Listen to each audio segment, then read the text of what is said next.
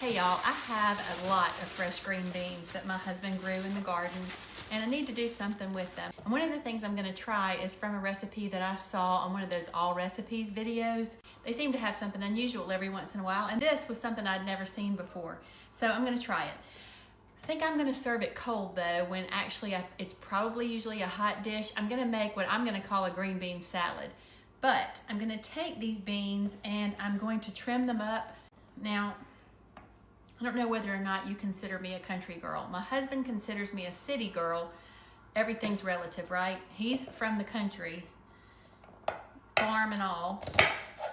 But I am from a suburb of a town. So I don't know, many of you would probably consider me country. The reason I'm even bringing that up is because I have never trimmed off the ends of green beans with a knife before. Instead, I snip the ends of green beans off by pinching them with my fingers and then breaking them up like that. But I've seen a lot of people do it like this. And since I'm cutting these up into small pieces like that, I don't know how far I'm gonna get into this, cutting these up with a knife, but we'll see. I guess I'm a cross between a country girl and a city girl today. Okay, I guess that may have been a little quicker. I don't know, by the time I lined everything up and cut a few and then made sure that I didn't waste any because they weren't the same length and then threw the ends away. I'm not sure if it's quicker or not, but it was certainly easier because I wanted the pieces to be so small. I have some green onion that I'm going to cut up in some pieces that are relatively the same size. And you could use kitchen shears for either one of these tasks or both. But I do prefer cutting up my green onions with a knife. I don't know why, I just like the control that the knife gives me. But you do it how you want. That's one bunch of green onions and probably about a pound of green beans. And again, that's some pretty small pieces.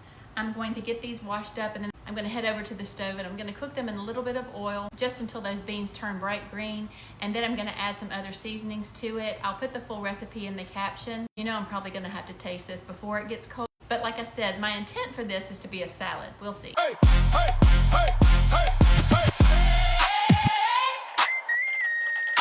Look, don't sit and stare. Hey, hey. Food like this you can't get everywhere.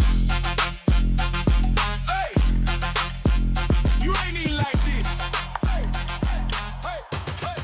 And I'm gonna add about a teaspoon or so of chili crisp, maybe half a teaspoon of chili crisp, and the rest of the lime. I put half of it in with the soy sauce while I was cooking the beans, and now I'm just squeezing the rest of it over it, just all of that together.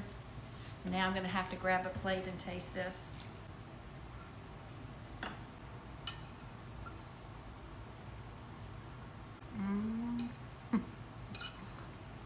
Well, of course that's delicious. There's a line from a famous John Steinbeck book. The best laid plans of mice and men often go astray. This may not become a salad, y'all. I'm gonna chill it and I'm gonna serve it cold, like the bean salad that I wanted it to be. But I'm just gonna tell you, hot is fabulous. Wow.